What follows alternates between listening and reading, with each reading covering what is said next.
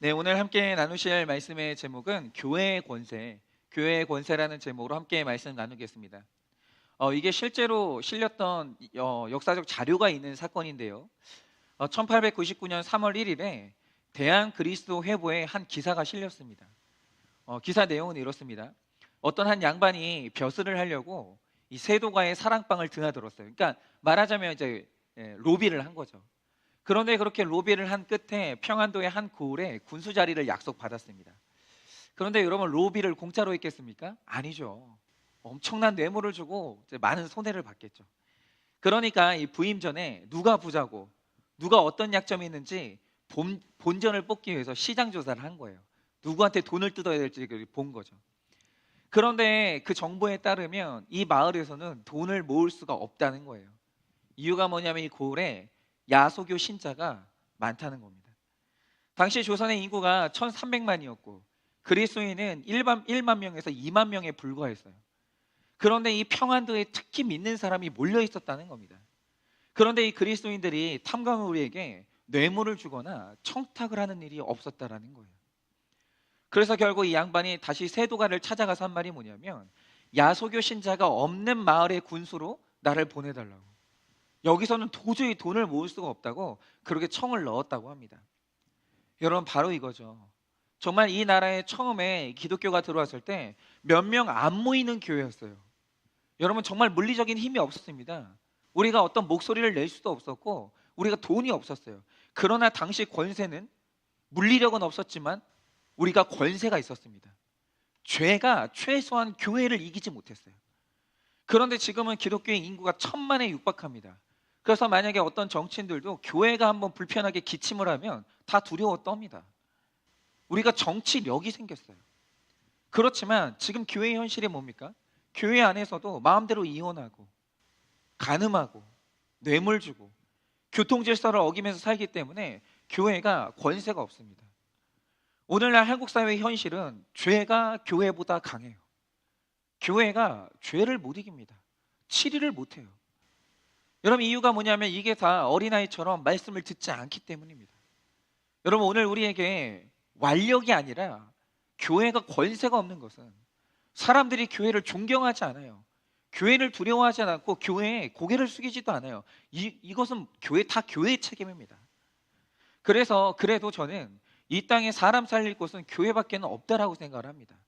그래서 교회가 어떤 권세를 회복하고 어떻게 사람을 살려야 될지 오늘 본문을 통해서 보기를 원합니다. 첫째로, 교회는 권고하는 권세를 시급하게 회복해야 돼요. 이거 먼저 회복하지 않으면 교회는 소망이 없습니다. 15절입니다.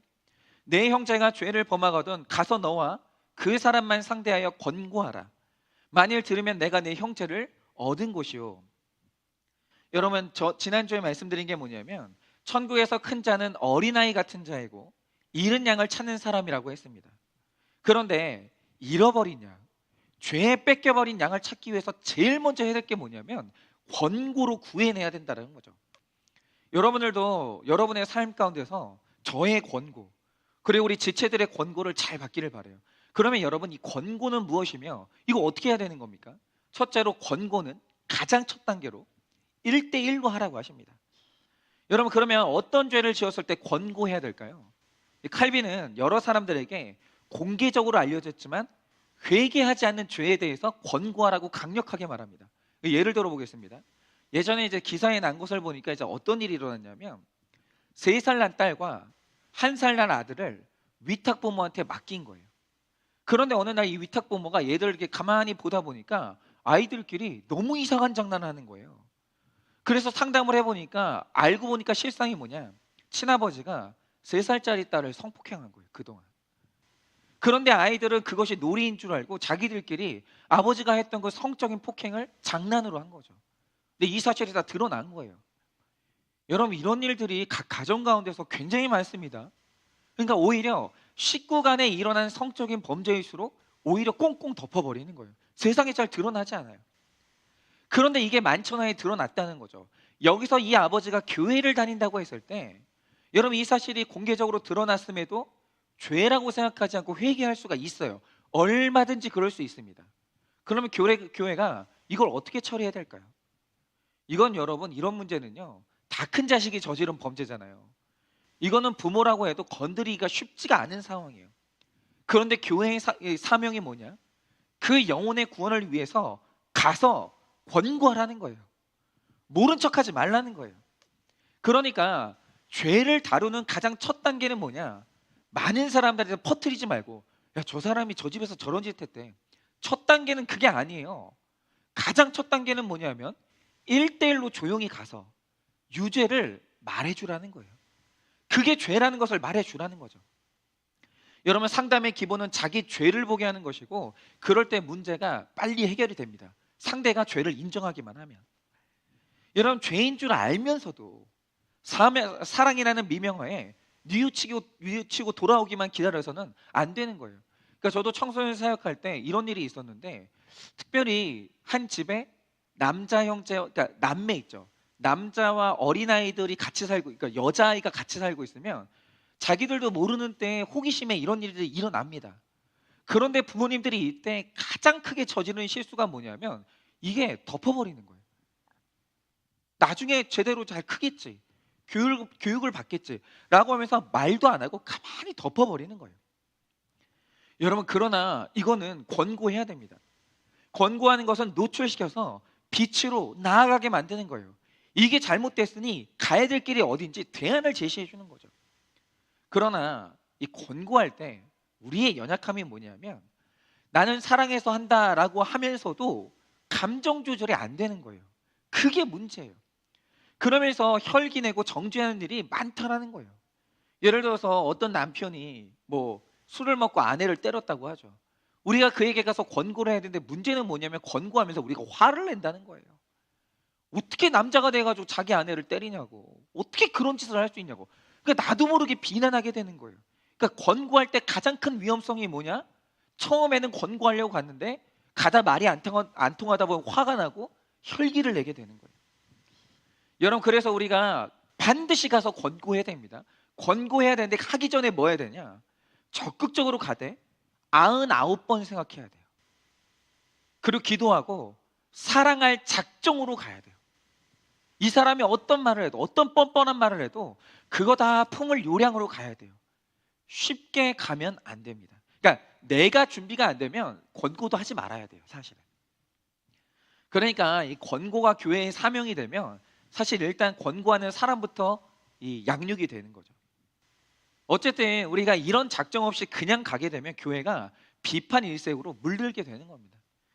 제가 이번 주에도 상담 하나를 받았는데, 어떤 이제 남편분이 굉장히 좀 죄를 지어가지고 이제 상담을 하게 됐어요, 목사님하고. 문제는 뭐냐면 목사님이 혈기를 내버린 거예요. 그러니까 그날로 그냥 끝나버리는 거예요, 이 상담이. 이래서는 안 된다는 거죠. 여러분, 죄를 범한 사람이 뭐라고 해도 권고하는 사람은 반드시 사랑해야 돼요. 반드시 사랑해야 됩니다. 끝까지 사랑하겠다는 그 마음을 가지고 권고하러 가는 거예요. 그런데 여러분, 진짜 사랑으로 하는 권고가 뭐겠습니까? 자, 당신이 저지른 행동이 죄야, 이걸 말해주는 게 권고가 아니에요. 이게 사랑이 아니에요. 여러분, 진짜 사랑으로 하는 권고가 뭐냐면, 당신과 똑같은 음란이 내 안에 있다는 내 죄를 먼저 고백하는 거예요. 당신만 그런 게 아니라 사실 내가 이렇게 큰 음란이 있는데 당신이 나 같은 실수를 저지르고 있다고 하니까 마음이 아파가지고 같이 회개하려고 왔다고. 여러분, 이게 진짜 사랑인 거예요. 여러분, 권고하는 내가 그들 앞에서 먼저 회개하는 겁니다. 이게 바로 사랑으로 베푸는 권고예요.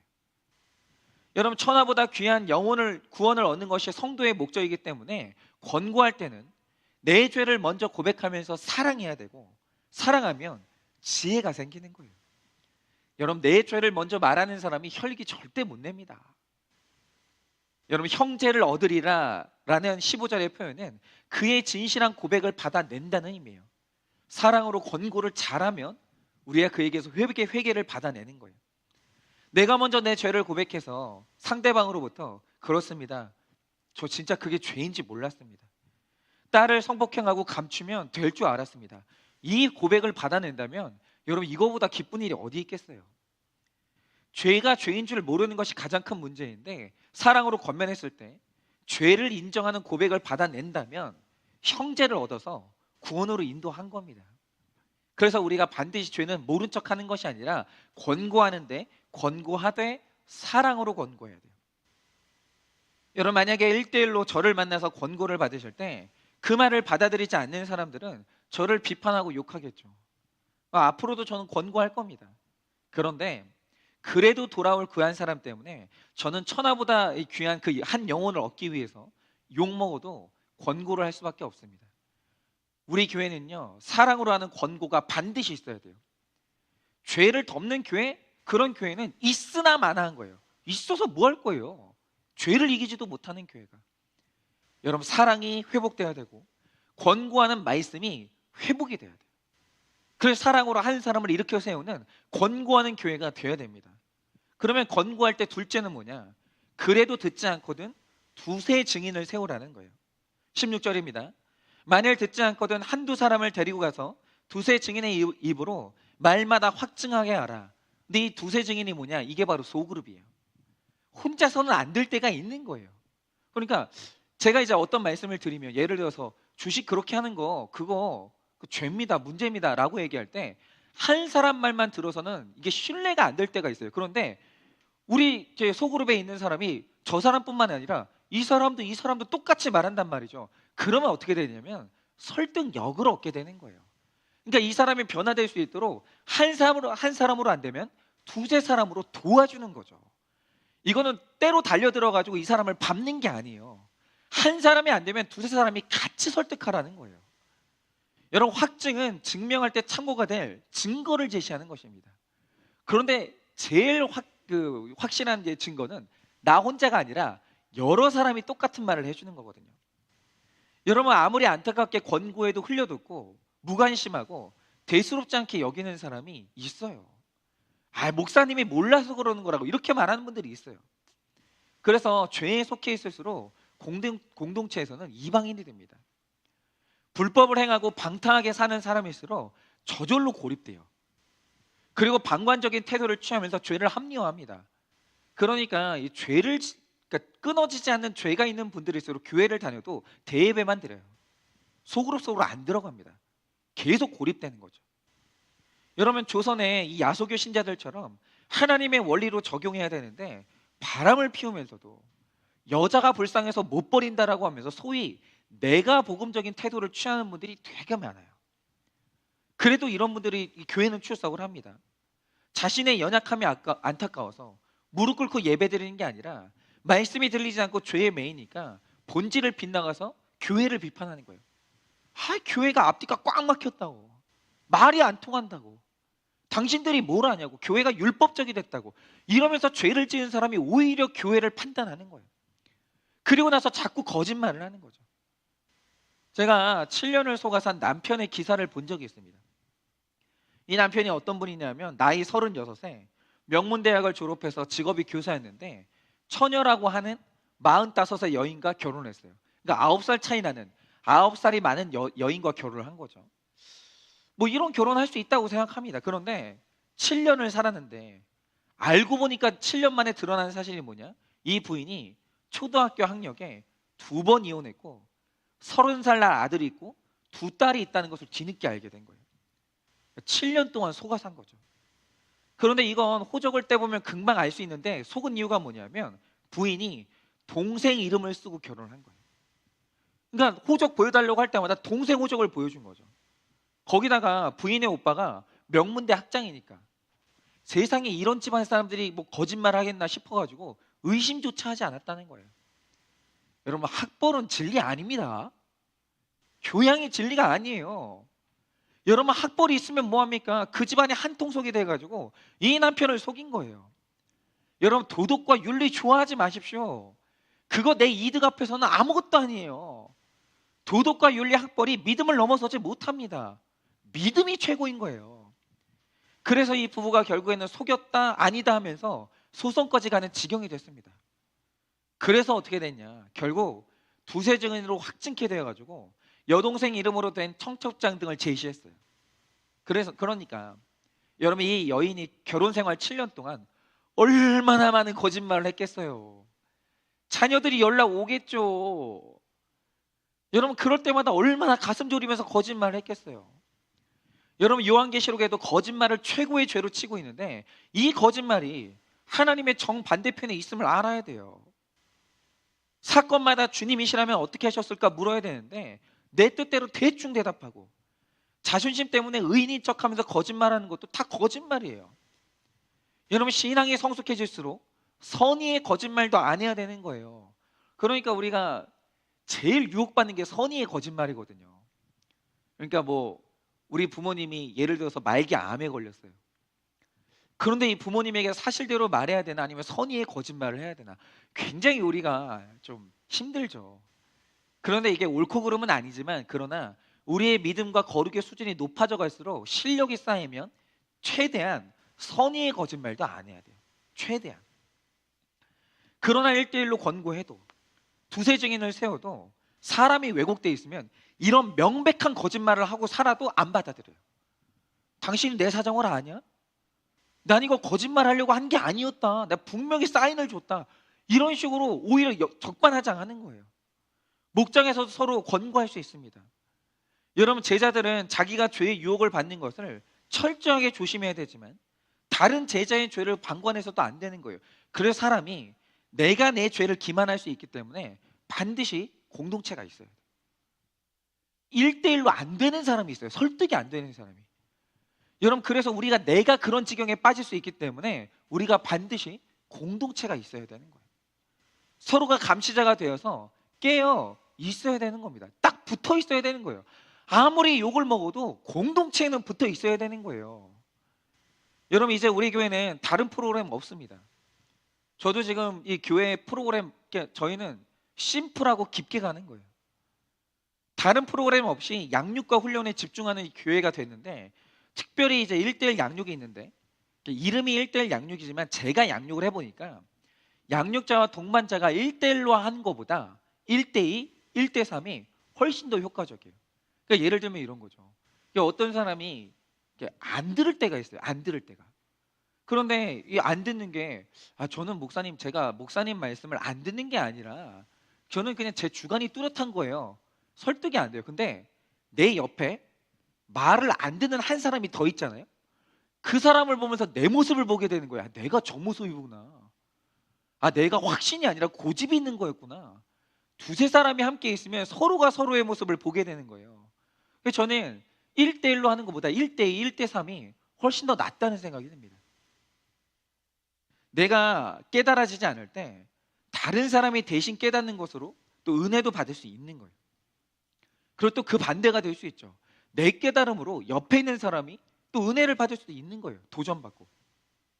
그래서 1대1도 좋겠지만 두세 사람이 서로의 권고자가 되면 더 큰 유익이 있습니다. 그래서 보세요. 1대1로 안 되면 이제 소그룹으로 나아가야 되는 거예요. 그런 장치가 있는 가정은 반드시 회복됩니다. 그리고 권고하는 세 번째가 뭐냐? 두세 사람이 확증해도 말을 안 들으면 그때는 교회의 말을 해야 되는 거예요. 17절입니다. 만일 그들의 말도 듣지 않거든 교회의 말하고 교회의 말도 듣지 않거든 이방인과 세리와 같이 여기라 라고 합니다. 그러니까 이 권고의 마지막 단계가 뭐냐면 교회에 공개적으로 말해서 판단하게 하는 거예요. 그러니까 교회에 말한다는 것은 뭐 여기저기 다 퍼뜨린다는 말이 뜻이 아니라 결국에는 목회자에게 온다라는 거죠. 그러니까 이게 세상 폭로하고는 다릅니다. 막 이런 분들이 있어요. 1대1로 해요, 성도님들끼리. 그리고 소그룹에서도 안 돼요. 그게 결국에는 소그룹 지도자가 목사님한테 말할 수밖에 없거든요. 근데 아니 왜 목사님한테 말했냐고, 우리끼리 해결하면 되지. 이러면서 이게 되게 상처받는 분들이 있어요. 왜 말하겠어요? 1대1로 해도 안 듣고 1대3으로 해도 안 듣고 그럼 결국에는 교회에 권위자가 나서는 수밖에 없는 거죠. 그런데 만약에 최고 권위자까지 말했는데도 듣지 않는다. 그러면 이방인과 세리, 불신자와 같이 여기라고 하는 거예요. 그런데 여러분 이게 요즘은 참 이게 문제가 뭐냐면 교회에서 치리가 소용이 없어요. 왜 소용이 없냐면 만약에 이 교회에서 치리 당했잖아요. 저 교회로 가버리는 거예요. 치리가 무색해졌어요. 그러니까 내가 이혼했다. 교회 옮기고 바람 피웠다. 교회 옮기면 그만이에요. 마치 없었던 일처럼. 여러분, 그런데 그게 해결입니까? 아니, 내가 회개를 안 했어요, 죄를 짓고. 근데 다른 교회, 내 죄를 모르는 사람들이 있는 다른 교회로 가면 그게 해결된 겁니까? 아니에요. 죄는 해결해야지 덮는 게 아니라는 거죠. 여러분, 고린도전서 5장에는 바울이 계모를 범한 사람을 치리하라고 명령합니다. 그러니까 이게 교회 안에 족보상으로 보면 근친상간이 이루어졌어요. 근데 바울이 이걸 공개적으로 기록합니다. 그 치리하라고 해요. 여러분, 마찬가지로 우리 현대 교회도 이런 일이 일어납니다. 어떤 교회의 중직자가 바람을 피웠는데 이분이 그 교회 재정을 담당하는 분이었어요. 그 담당한다는 말의 뜻이 뭐냐면 이분이 그 교회에서 헌금을 제일 많이 내는 거예요.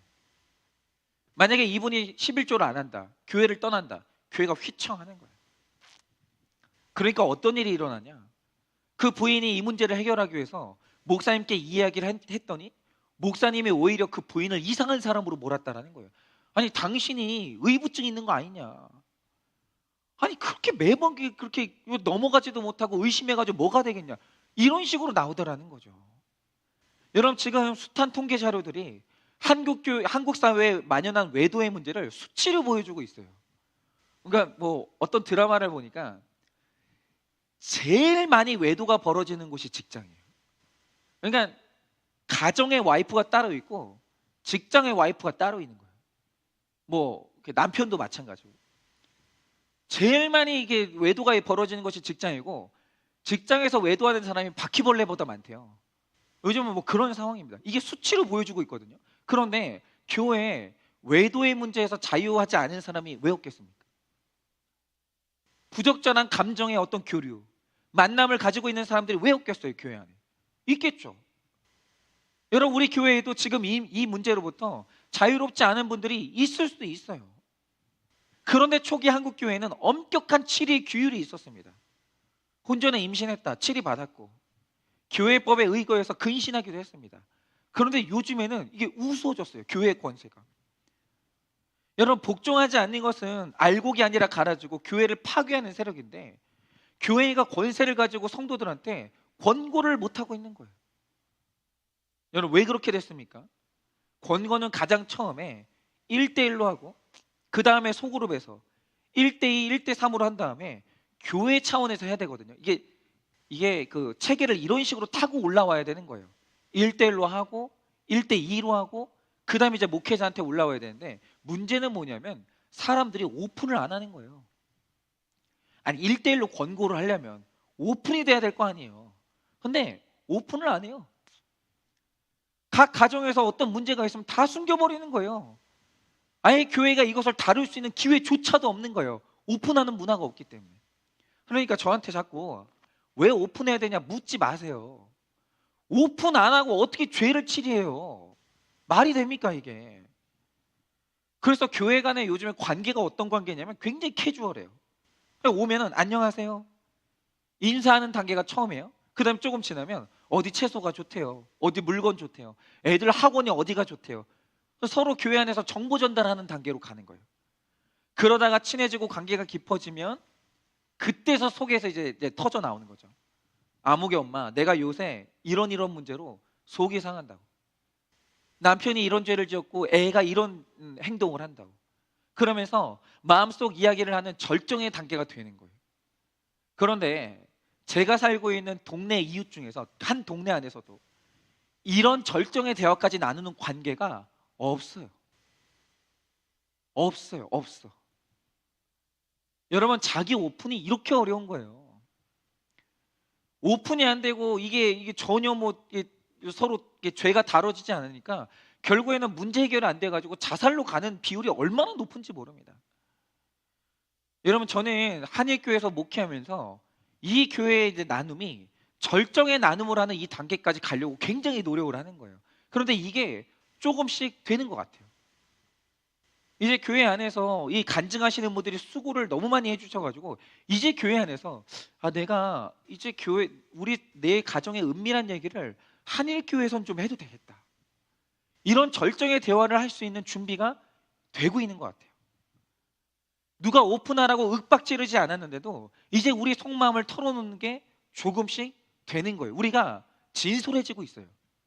교회 안에 오픈해도 되는 문화가 조금씩 생기고 있다라는 게 저한테는 굉장히 이게 손구름 같은 소망이에요. 여러분, 저는 이게 권세라고 생각해요. 교회에서 목사가 큰 소리 지르면서 너 나가! 여러분, 이게 권세가 아니라는 거죠.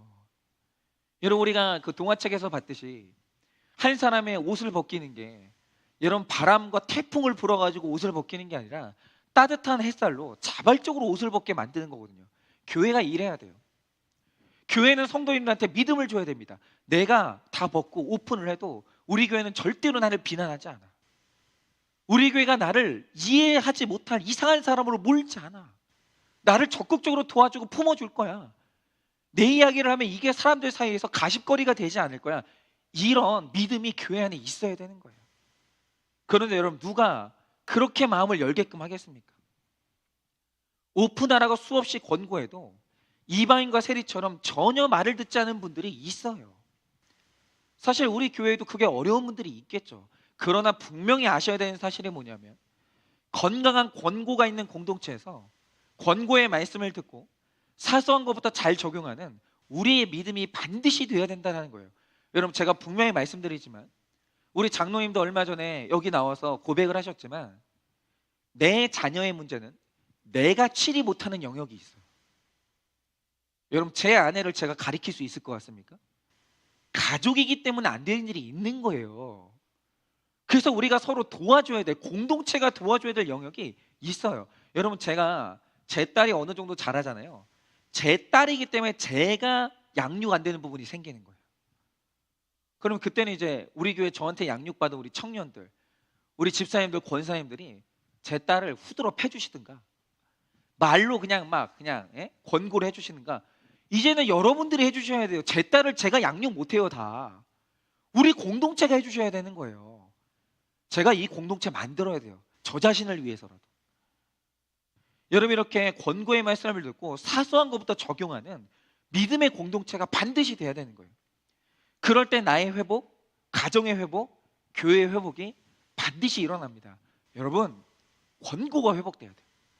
권고할 수 있는 용기도 회복돼야 되고 권고를 잘 듣는 마음밭도 회복이 돼야 되는 거예요. 교회의 권세는 반드시 회복돼야 돼요.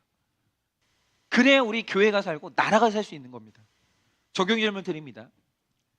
형제를 권고한다면서 억울함과 분노를 표현하거나 생색을 내면서 다른 사람에게 알리고 싶어하는 모습은 없습니까? 참지 못하고 기다리지 못해서 형제를 얻지 못하는 것임을 깨닫고 회개하기 원합니다. 내가 죄인임을 먼저 알고 타인을 권고하고 있습니까? 이게 제가 말씀드린 사랑의 권고죠. 권고할 때 반드시 내 죄부터 먼저 고백해야 되는 겁니다. 상대방의 죄를 이게 정죄하면 그 사랑 아니에요. 혈기입니다. 사랑 없는 가르침으로 오히려 그들의 마음을 상하게 하지는 않습니까? 제가 올바른 권고란 무엇인지에 대해서 지금 3가지를 말씀드렸어요. 첫 번째 대지가 끝난 겁니다. 그럼 두 번째로 교회의 권세는 뭐냐? 사람 죽이는 권세가 아니라 사람 살리는 권세예요. 18절입니다. 진실로 너희에게 이르노니 무엇이든지 너희가 땅에서 매면 하늘에서도 매일 것이요 무엇이든지 땅에서 풀면 하늘에서도 풀리리라. 오늘 베드로가 주는 그리스도시요 살아계신 하나님의 아들이시니이다 라는 신앙 고백 후에 주신 맬 권세와 풀 권세를 다시 얘기하시는 거예요. 그런데 이 매고 푸는 권세가 뭐냐면 예수를 잘 믿는 내가 하는 게 다 법이 된다라는 거예요. 여러분, 예수 믿는 수준이 높아지고 말씀의 수준이 높아지면 이제 그 사람이 하는 말이 하나님 말씀이 되면서 법이 되는 거예요. 여러분, 안타깝게도 기도하고 권고해도 안 듣는 사람, 나와 교회를 해코지 하는 사람에게 우리가 권고해야 됩니다. 왜냐하면 피로 값주고 사신 형제를 돌이켜야 되는 게 우리의 사명이거든요. 그러니까 벌써 삐딱해지고 뭔가 틀어진 분들은 우리가 뭔가 권고하면 우리에게 상처를 줘요. 여러분, 목사가 교회가 부족해도 권고해야 되고 성도는 교회의 권고를 들어야 됩니다. 왜냐하면 교회 내에서 한 마음이 되지 않으면 진정한 권세가 나오기가 어렵거든요. 여러분, 이 세상을 위해서 교회가 말씀의 기준을 세워야 되는 거예요. 그래서 여러분이 제가 하는 설교를 들어보시면 이제 느끼시는지 모르겠지만, 여러분, 구속사적인 설교는 뭐냐면 애매한 게 없어야 되는 거예요. 그래서 뭐 어쩌라는 건지, 그래서 이게 맞는 거지 저거 맞는 거지. 여러분, 교회의 설교는, 교회의 법이라는 것은 애매한 게 없는 거예요. 그러니까 제가 청년들이나 우리 성도님들하고 이렇게 상담하고 이제 나눔을 할 때 제일 싫어하는 말이 뭐냐면, 자, 저는 말은 이렇게 했는데 선택은 당신 몫이에요. 이게 제일 싫어요, 저는. 그런 게 어디 있어요? 아니, 이게 있고 저게 있는데 확실하면 맞는 거를 권해줘야죠. 아니, 하나님 말씀이 확실한데, 아니 1과 1이 있고 2가 있는데 선택은 당신이 하세요. 이게 뭐예요? 이거는 교회가 아니에요. 맞는 게 있으면 이게 맞다라고 정확히 말해주고 이것을 성취할 수 있도록 도와줘야 되는 거죠. 마치 책임 회피하듯이. 예를 들어서 어떤 자매가 있어요. 근데 이 형제하고 헤어지는 게 맞아요. 아무리 봐도 이 형제하고 헤어지는 게 맞아요. 그러면 헤어지는 게 맞다고 말해줘야 되는 거예요. 근데 뭐 이런 식으로 말해주는 거죠. 나중에 이제 책임 감당하기 싫으니까, 제가 볼 때는 헤어지는 게 맞는 것 같은데 마지막 선택은 당신이 하는 거예요. 이게 뭐냐 이거죠. 그런 건 없는 거예요. 권고도 확실해야 되고 성도는 권고를 들어야 되는 거예요. 그 기준이 확실하게 정해줘야 되는 거죠. 그게 말씀이에요. 여러분, 정말 우리가 이 기준을 알았으면 그 다음에는 기준대로 살아내야 되는 거예요. 여러분, 불신자와 이방인 세리가 우리들을 얼마나 불꽃 같은 눈동자로 보고 있는지 모릅니다. 그래서 말씀을 받은 우리가 먼저 잘 살아야 돼요. 우리가 권고하기 위해선 내가 먼저 잘 사는 노력이 있어야 된다는 거죠. 그들의 마음을 붙잡아야 돼요. 내가 아무리 말해도 권고하고 안 들어 하면서 포기하면 안 되는 겁니다. 그러니까 제가, 저도 이제 그렇게 될까봐 조심하고 이제 하긴 하는데, 이제 문제는 이런 거죠. 교회 안에서 질서를 지키라고 말해요. 그러면 먼저 목회자가 해야 되는 게 뭡니까? 성도가 해야 되는 게 뭡니까? 기본적인 질서는 지켜야 되는 거예요. 그런데 얼마 전에도 지금 아주 저랑 가까운 데 있는 교회, 그러니까 위치상으로, 관계로 가까운 게 아니라 위치상으로 저희 동네에 있는 교회에 이제 확진자가 나왔어요. 코로나 확진자가. 근데 이런 거죠. 목사님이 진짜 조심하다 확진자가 나왔어요. 어쩔 수가 없는 거예요, 그거는. 이게 전염병인데 내가 누구를 어디서 만날 줄을 모르는데 조심했는데도 확진자가 나오는 건 그건 불가항력이에요. 아무도 뭐라고 해요. 안 해요. 근데 드러나는 사실이 뭐냐면 지금 우리가 얼마나 조심하고 있어요. 아니, 지금 자영업자분들이 지금 장사를 못하면서 지금 다 죽어가고 있으면서도 지금 우리가 서로를 위해서 조심하고 있는데, 그 교회가 지금까지 대면 예배하고 마스크도 안 쓰면서 식사를 해왔다는 거예요. 여러분, 이러면 교회가 법과 질서를 지키십시오 말하잖아요. 아무도 안 들어요. 아무도. 아니, 누가 그런 교회 말을 듣겠냐고요. 근데 이런 거죠. 이런 사례가 자꾸 나오면 저는 안 그럽니다. 그 교회랑 우리 교회는 다릅니다. 이게 아무 소용 없어요. 아무 소용. 진짜 우리가 먼저 잘 살아야 되는 거예요. 그래서 정말 우리가 기준을 세운다고 할 때 우리가 한 사람 구원하기 위해서 가장 먼저 해야 되는 일이 뭐냐면 우리가 말씀대로 잘 사는 노력이 있어야 돼요. 그러니까 완벽하게 못 살죠. 우리가 다 어떻게 완벽하게 살겠어요. 그러나 이제 몸부림이 있어야 된다는 거예요. 저도 그렇고 이 말씀을 아는 우리가 몸부림이 있어야 됩니다. 그 몸부림 정도는 보여줘야 되는 거죠. 그래야 우리가 사람 살리는 권세가 된다는 거예요. 그리고 마지막 세 번째로, 그러면 교회의 권세는 뭐냐라고 할 때 기도에서 나오는 교회의 권세는 엄청난 특권이라는 거예요. 기도와 함께 동반되는 거. 말씀에 이렇게 말합니다. 진실로 다시 너희에게 이르노니 너희 중에 두 사람이 땅에서 합심하여 무엇이든지 구하면 하늘에 계신 내 아버지께서 그들을 위하여 이루게 하시리라. 두세 사람이 내 이름으로 모인 곳에는 나도 그들 중에 있느니라. 여러분, 우리가 어려운 문제가 닥쳤을 때 나에게 기도할 권세가 있음을 절대 잊으면 안 돼요. 간절한 관심과 기도로 잃은 양을 찾을 때 교회에 권세가 있습니다. 혼자 기도하고 두세 사람이 모여서 기도하고 교회로 우린 기도하는 거예요.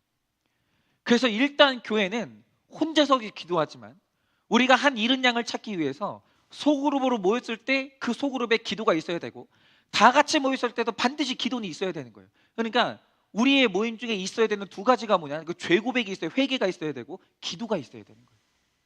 그리고 정점에 뭐가 있어야 되냐? 그러니까 말씀이 있어야 되는 거죠. 여러분 근데 생각을 해보세요. 어떤 교회가 말씀이 있어요, 그 다음에 회개가 있어요, 기도가 있어요. 이 세 개가 정확한 교회에 사람들이 모이면 험담할 시간이 있을까요? 그러니까 험담할 시간이 있다는 뜻이 뭐냐면 말씀이 없거나 회개가 없거나 기도가 없는 거예요. 요 중에 뭐가 하나 빠지잖아요. 그 자리를 채우는 게 뭐냐? 모여가지고 험담하는 거예요. 여러분 능력의 말씀으로 만물을 붙들기 위해서 자식과 남편을 위해 기도하는데 우리가 모여가지고 정죄하고 비판할 시간이 어디 있습니까? 이제는 어떤 사건이 오더라도 그것이 구원의 사건이 되도록 함께 기도하고 말씀 받고 회개하는 거예요. 이 세 가지가 건강하면 거기에 우리 모여가지고 수군대거나 이게 치고 들어올 틈이 없는 거예요. 이것만 확실하면 딱 교회는 심플하고 깊으면 되는 거예요. 이 세 개만 확실하면 되는 거예요 지금. 그런데 이 코로나 기간에 하나님께서 선택한 교회들한테 이거 하시는 것 같아요. 목숨 걸고 말씀 전하게 만들고 아주 심플하게 죄 고백하게 만들고 기도하게 만드는 거. 이 본질만 남기고 하나님께서 지금 교회에 아무것도 못하게 하는 거예요. 그게 지금 이제 느껴지는 거죠.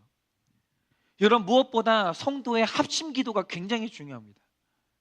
고린도 교회가 성경 공부를 그렇게 열심히 했지만 바울파, 아볼로파, 게바파로 나뉘었어요. 왜냐하면 이 벽을 허물고 하나 되게 하시는 하나님의 속성 가운데 합심 기도가 있는데 그게 안 되는 거죠. 여러분 우리가 남을 징계하기 위해서 기도해서는 안 됩니다. 저는 되게 안타까운 게 무슨 뭐 구국성회, 뭐 기도회 이런 걸 하면서 어떤 특정 세력을 나와 반대 세력에 놓고 거기가 무너지게 해달라고 그런 기도 모임이 저는 맞나 싶어요. 막 하더라도 제일 먼저 해야 되는 기도는 우리 회개에 대한 기도예요. 여러분 남이라면 비판하겠지만 내 가족, 내 지체인데 정죄하겠습니까? 만약에 이 나라에 있는 어떤 세력이라도 내 가족이고 내 지체라고 생각하면 애통해야지 비난하면 안 되는 거예요. 여러분 그런 마음으로 기도하면 내가 아무리 권징을 해도 하나님이 인치고 보호하십니다. 여러분 하늘에 계신 내 아버지께서 저희를 위해서 이루게 하시리라 이 기도는 응답받는 기도인데 여러분 우리가 기도할 때 어떤 기도를 해야 응답받습니까? 내가 매일 기도하고 금식하고 철야로 정성 바치는데 응답받지 못하고 있다면 그 내 안에서 문제를 찾아야 되는 거예요. 여러분 기도의 법칙이 있어요. 그게 뭐냐면 기도의 조건만 갖추면 응답이 당장 온다라는 거예요. 그런데 기도의 조건을 못 갖췄기 때문에 응답이 없는 거예요. 뭐가 좀 그 기도 안에 혈기가 있고 남을 비난하는 기도가 있는 거예요. 뭐가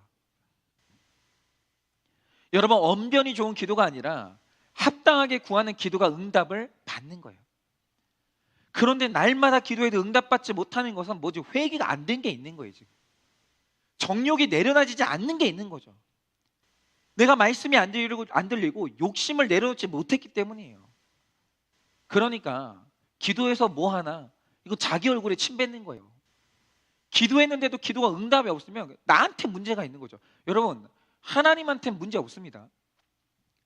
하나님은 100% 오르신 분이에요. 그러니까 기도가 응답이 안 돼 라는 말은 나는 지금 말씀이 안 들려, 말씀에 불순종하고 있어, 난 아무것도 끊지 못했어, 이 말하고 똑같은 뜻인 거예요. 적용 질문 드려봅니다.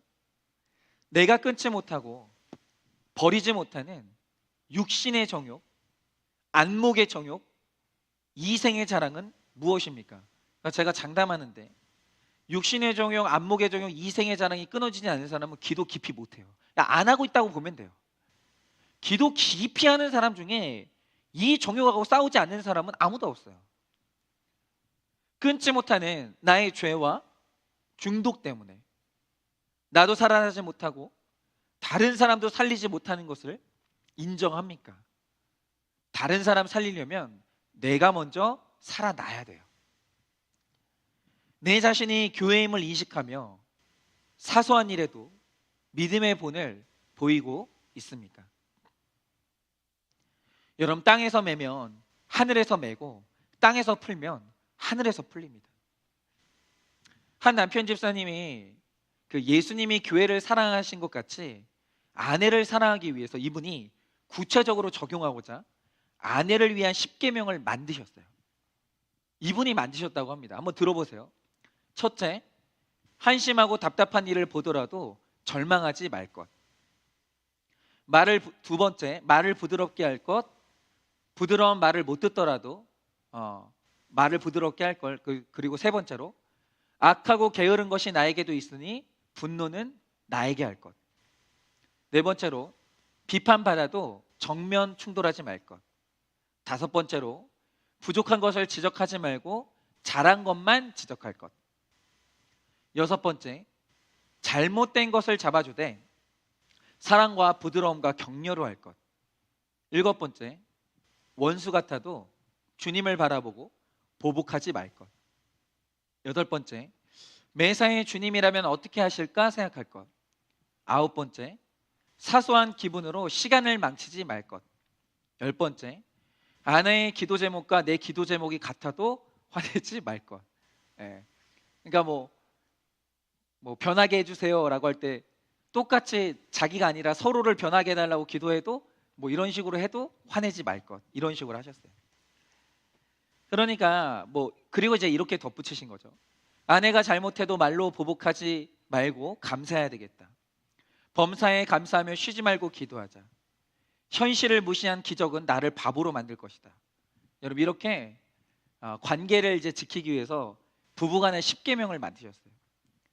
맞습니다. 이제 말씀을 이렇게 들었더니 이렇게 능력의 말씀으로 만물을 붙들게 되는 거예요. 말씀이 내 안에 있으면, 이게 이제 내 안에서 말씀대로 사는 능력이 있으면 회복이 되는 겁니다. 여러분, 우리도 아내를, 남편을, 자녀를, 힘든 상사를 우리가 붙들게 되는 거예요. 내가 말씀 안에서 먼저 잘 살고, 내가 말씀 안에서 먼저 권고를 잘 받고, 내가 회개 잘하고 있으면 이제 내가 그들을 붙드는 힘을 갖게 되는 거예요. 제가 어저께 되게 반갑고 감사한 이제 유튜브 댓글을 봤는데,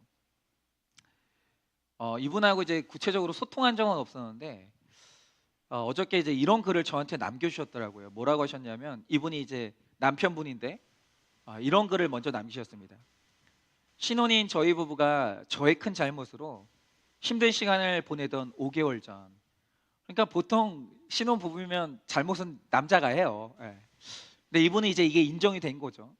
5개월 전에 굉장히 큰 힘든 시간을 보냈는데 아내 지인의 소개로 큐티를 만났습니다.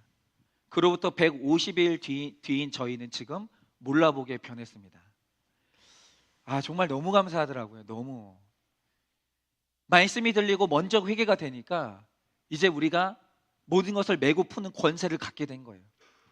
그런데 몇 시간 뒤에 그 아내분이 그 밑에다가 또 글을 달아주신 거예요. 뭐라고 하냐면, 저는 이분의 아내입니다. 오늘 말씀의 간수처럼 모든 게 망했다고 느껴지던 때 하나님께서 소망의 말씀을 들려주셨습니다. 저희 부부뿐만 아니라 제 부모님까지 큐티를 매일 함께하면서 원가정의 상처까지도 모두 성령님의 치유를 경험하고 있답니다. 묵묵히 자리를 지키겠습니다. 옥문을 하나님께서 직접 열어주시는 그날까지. 여러분, 이런 일은 일어납니다. 여러분, 예수 믿는 집에서 예수 믿는 나의 믿음보다 죄가 강하다? 내가 예수 믿고 있는데 우리 집안의 죄를 통제하지 못한다? 말이 안 되는 거예요. 그런 권세도 없는 성령은 없는 거예요. 여러분, 교회의 권세, 믿는 자의 권세는 뭐냐라고 하면 우리가 죄보다 강해야 돼요. 우리가 죄를 묶을 수 있어야 되고 우리 가정의 문제를 풀 수 있어야 되는 거예요. 그런데 말씀이 있고 회개가 있으면 이게 회복이 되는 거죠. 제가 최근에 진짜 너무 귀한 나눔을 들었는데요. 한 여자 성도님이 결혼을 하셨어요. 그런데 이 결혼이 너무 힘든 결혼이 된 거예요. 그러니까 이게 문제가 이런 거죠. 온 집안이 이제 반대하는 결혼을 했는데 그럼에도 불구하고 나는 사랑으로 극복할 수 있어? 이러면서 결혼을 한 거죠. 근데 문제는 뭐냐? 반대하는 결혼을 한 분들이 문제가 생기잖아요. 주변에 말을 못해요. 자존심이 상해가지고. 그냥 몇 년을 문제가 있는데도 불구하고 말을 못하고 혼자 끙끙 앓은 거죠. 어쨌든 이 결혼이 너무 힘든 결혼이 됐어요. 왜 그러냐면 남자분이 술을 너무 많이 마시는데 문제는 술을 마시면 아내를 그렇게 때린다는 거예요. 그런데 이 매맞는 아내분의 진짜 가슴이 아픈 게 뭐냐면 좋아, 때리면 참겠다 이거예요. 그것까지는 참을 수 있는데 문제는 애들 앞에서 때리는 거예요. 그러니까 아이들이 엄마가 매를 맞을 때마다 상처받는 것이 보이면서 그게 너무 힘든 거예요. 그리고 더 큰 문제는 뭐냐면 아빠가 엄마를 무시하면서 애들 앞에서 때리니까 어느 날부터 애들도 엄마를 무시하는 거예요. 그러니까 집안의 근간이 무너지고 있는 거예요. 이거는 지금. 저는 진짜 TV에서 술 마시는 장면 좀 그만 나왔으면 좋겠어요. 그놈의 술 때문에 지금 얼마나 많은 가정들이 무너지고 있는데 마치 무슨 술이 음료수인 것처럼 여러분 그런 식으로 지금 나오는 거 저는 굉장히 문제라고 생각해요. 지금 완전 이 가정의 근간이 흔들리고 있는 거예요. 그런데 문제는 이 남편분이 술을 안 마시면 어떤 분이냐? 내성적인 분인 거예요. 너무 내성적이다 보니까 직장 생활이 안 되는 겁니다. 그래서 술을 마시고 때리는 남편이 돈도 못 버는 거예요.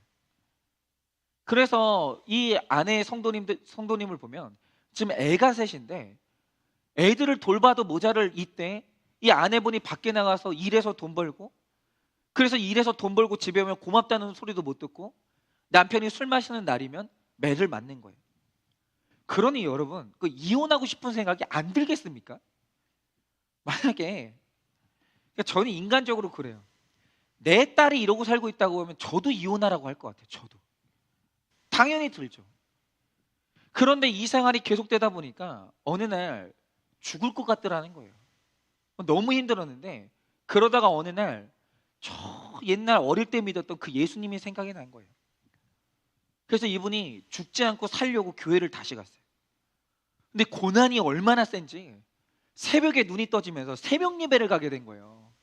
고난이 있으면 새벽에 잠이 안 와요. 새벽에 나가게 되는 거죠. 그리고 기도를 시작하는데 그때부터 신기한 일이 일어나는 거예요. 그게 뭐냐? 자기는 이제 기도를 하면서 하고 싶은 게 뭐였냐면 마음껏 소리 지르고 신세한탄하고 하나님한테 이게 자기 하소연을 하고 싶어가지고 교회를 나간 거예요. 그런데 신기한 게 눈을 감고 기도를 하려고 할 때마다 어떤 게 깨달아지냐면 자기 죄가 깨달아지는 거예요. 그런데 그 중에서도 자기 입을 딱 다물어지게 만든 이 죄가 뭐냐? 어릴 때 이분이 교회를 다니면서 초등학교 때인가 봐요. 예수님을 믿으면서 기도를 간절히 했던 게 뭐냐면 우리 식구 구원해달라고. 우리 엄마, 할머니, 우리 식구, 내 동생 구원해달라고 기도를 한 거예요. 근데 너무 신기한 게 뭐냐면 전혀 안 믿던 가정인데 오히려 그 집안이 구슬하던 가정이거든요. 이게 막 그 무당을 불러다가. 근데 자기가 그 기도를 하고 얼마 안 있어가지고 엄마가 전도되고 할머니가 전도되고 자기 동생도 전도되면서 온 가족이 예수 믿게 된 거예요. 온 가족이. 근데 그게 하나님 응답이라는 게 안 믿어질 수가 없더라는 거예요. 어린 시절에. 너무 감사했대요. 그러니까 그 어린 시절에 예수님한테 얼마나 감사하고 얼마나 기쁜 마음으로 다녔겠어요. 그런데 사람이 진짜 악한 게 이렇게 나만이 아니라 온 가족이 구원받는 은혜를 베풀어줘도 그 은혜가 잊혀지더래요. 그러니까 이분도 예수님을 잘 믿다가 자라면서 사춘기가 오니까 어느 날부터 세상이 너무 좋아지면서 예수님을 떠나게 된 거예요. 그러다가 돌고 돌아가지고 먼 세월이 지나가도 다시 예수님 앞에 왔는데 신세한탄 하려고 그 예수님한테 내 남편 좀 욕하려고 그 기도를 시작하려고 하니까 눈 감자마자 하나님이 주신 깨달음이 뭐냐? 네가 왜 그렇게 고난받는지 아냐? 너 내가 네 기도에 응답해서 네 가족들 다 구원해 준 거 기억나냐? 나는 그때 네가 기도할 때마다 다 응답해 줬다는 거예요. 그런데 어느 날 이렇게 너를 사랑하는 네가 떠났는데 나를 배신하고 떠나서 만난 남자가 그 남자 아니냐? 오늘 네가 내 사랑 안에 머물고 교회 안에 머물렀으면 그 남자를 만났겠느냐? 네가 나를 배신하고 세상 좋다고 뛰쳐나가지고 만난 남자가 그 남자야. 그런데 어떻게 네가 그 남편을 욕할 수 있냐? 네가 배신자인데, 네가 은혜를 잃어버린 배신자인데 어떻게 네가 네 남편을 네가 욕할 수 있겠는가? 오늘 받은 은혜가 있어도 먼저 배신하고 떠났던 네 삶의 결론이 뭐냐? 오늘 이 남편을 만난 거야. 이 깨달음을 주시는데 그게 깨달아지는 순간 입에 불평이 다물어지더라는 거예요. 너 다시 시작하려면 뭐부터 시작해야 되냐? 네가 지난날 네 어머니, 네 동생, 네 할머니의 구원을 위해서 기도한 것처럼 이제는 네 남편 위해서 기도해. 너의 남편이 구원받는 것 말고는 네가 이 지옥에서 벗어나는 일은 없어 라고 말씀해 주시는 거예요. 그렇죠. 가만히 생각해 보니까 이 지옥으로 누가 걸어 들어갔냐? 누가 떠민 게 아니라 내가 들어간 거예요. 그래서 그날 회개를 엄청 했다는 거예요. 그 다음부터는 남편에게 잔소리도 안 하고 그렇게 그냥 입을 다물고 살았다는 거죠. 그런데 신기한 게 뭐냐? 이분이 참된 회개를 하고 다시 돌아오니까 집안의 문제가 통제가 되면서 자기가 이 집안을 다스릴 권세를 얻게 된 거예요. 어느 날부터 술 마시던 남편이 알코올 중독 치료하는 병원에 입원하게 되고,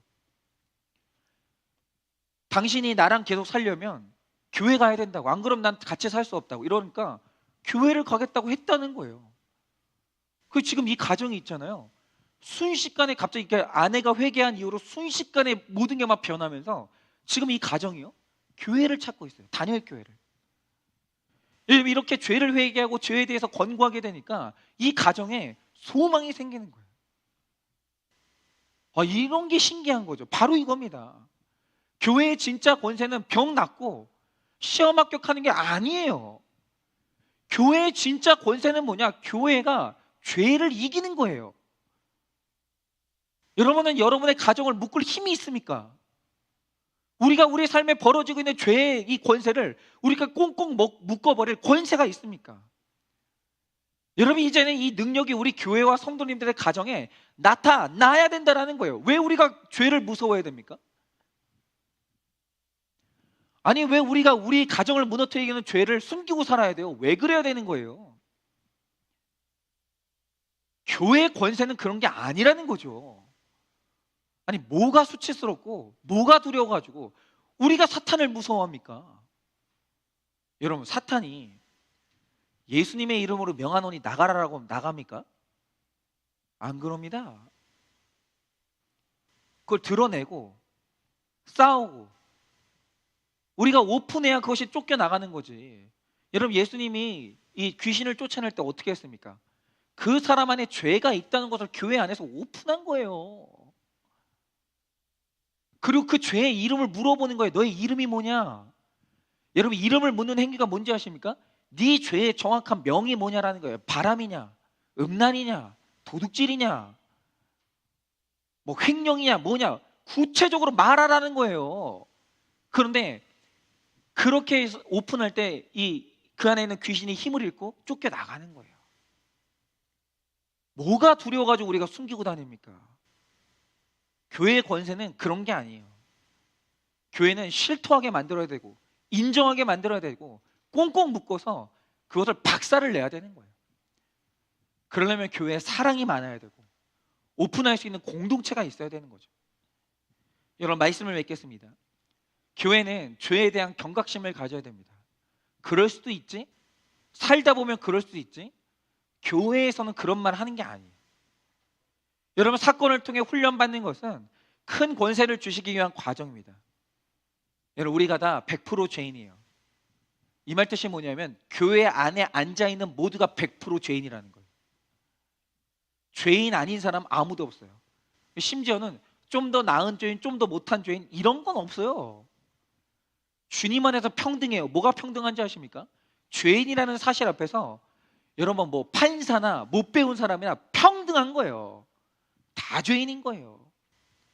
그래서 원수도 사랑하라 하시는데 죄를 범한 같은 죄인인 우리가 서로를 사랑하는 것은 마땅한 일이에요.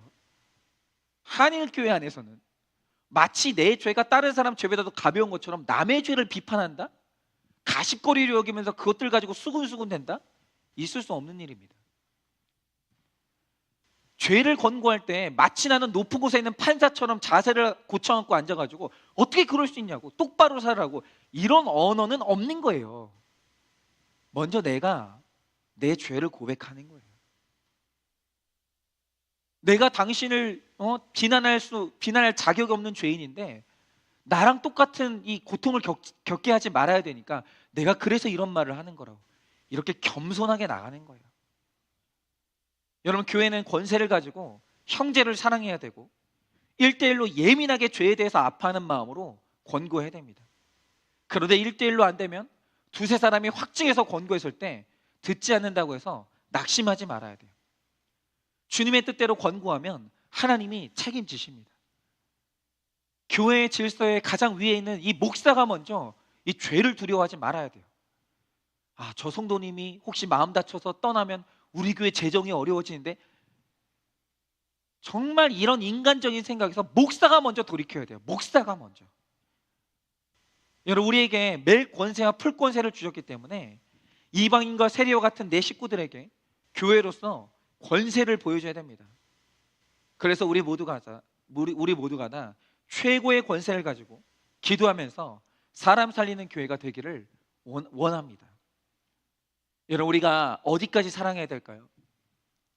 죽을 때까지 권고해도 안 돌아올 수 있습니다. 우리 자녀가 죽을 때까지 권고해도 안 돌아올 수 있어요. 그러나 그것이 내 문제라고 생각하면서 기도할 때 사람은 반드시 살아납니다.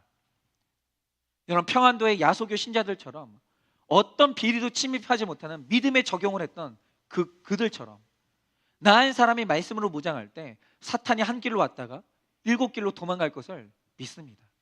그래서 저도 우리 교회가 준비가 되면 이렇게 할 건데, 지금 사실은 저랑 이제 교제를 하고 있는 분들이 서울권에만 있는 게 아니고 경기권에만 있는 게 아니에요.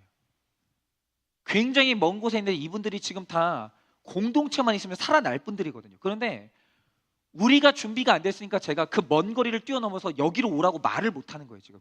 그런데 제가 우리 교회만 준비가 되면 부산에 있는 분도, 저기 어디야 멀리 있는 분도 살고 싶으면 우리 교회 와야 된다고 제가 그렇게 말할 것입니다. 우리가 준비되면 우리는 할 수 있어요. 어떤 가정의 문제도 우리가 다스리면서 우리가 그 가정 살릴 수 있다라는 겁니다. 그런 준비된 주의 일꾼들이 제가 되고 여러분들이 되기를 예수님의 이름으로 축원을 드립니다.